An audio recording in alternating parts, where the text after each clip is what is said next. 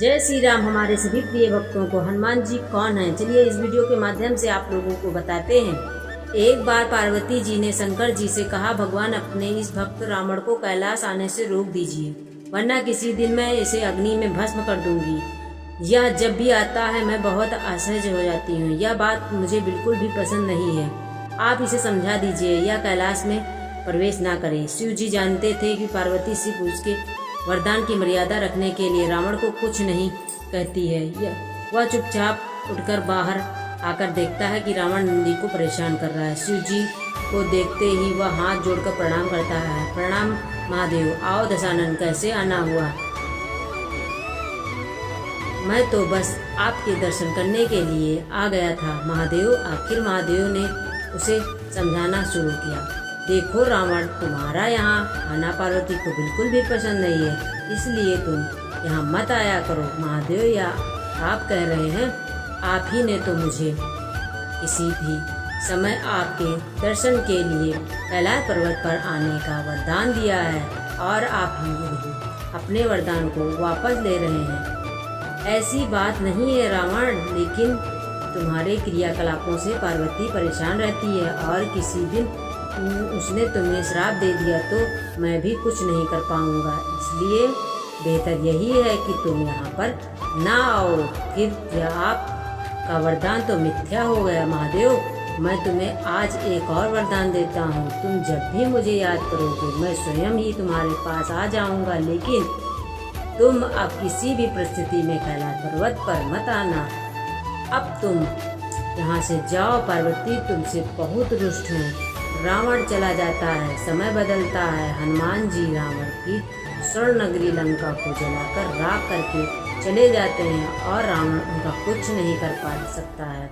वह सोचते सोचते परेशान हो जाता है कि आखिर उस हनुमान में इतनी शक्ति आई कहाँ से। परेशान होकर वह महल में ही स्थित शिव मंदिर में जाकर शिव जी की प्रार्थना प्रारंभ करता है।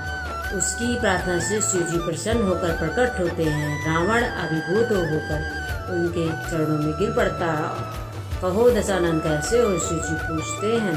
आप अंतर्यामी हैं महादेव, सब कुछ जानते हैं। प्रभु, एक अकेले बंधन ने मेरी लंका को और मेरे दर्प को भी जलाकर राख कर दिया है। मैं जानना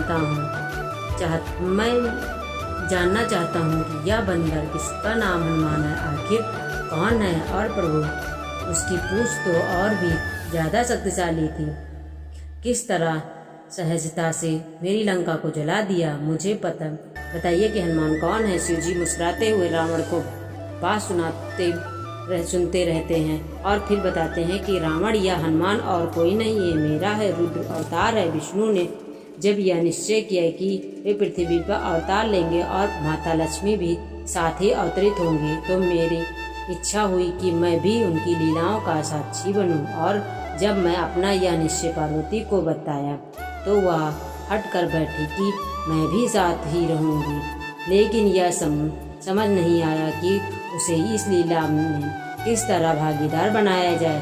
तब सभी देवी देवताओं ने मिलकर मुझे यह मार्ग बताया, आप तो बंदर बन जाइए और शक्ति रूप पार्वती देवी आपकी पूंछ के रूप में आपके साथ रहें, तभी आप दोनों साथ रह सकते हैं। और उसी अनुरूप मैंने हनुमान के रूप में जन्म लेकर राम जी की सेवा का व्रत रख लिया और शक्ति रूप पार्वती ने पूंछ के रूप में और उस सेवा के फल स्वरूप तुम्हारी लंका का दहन किया।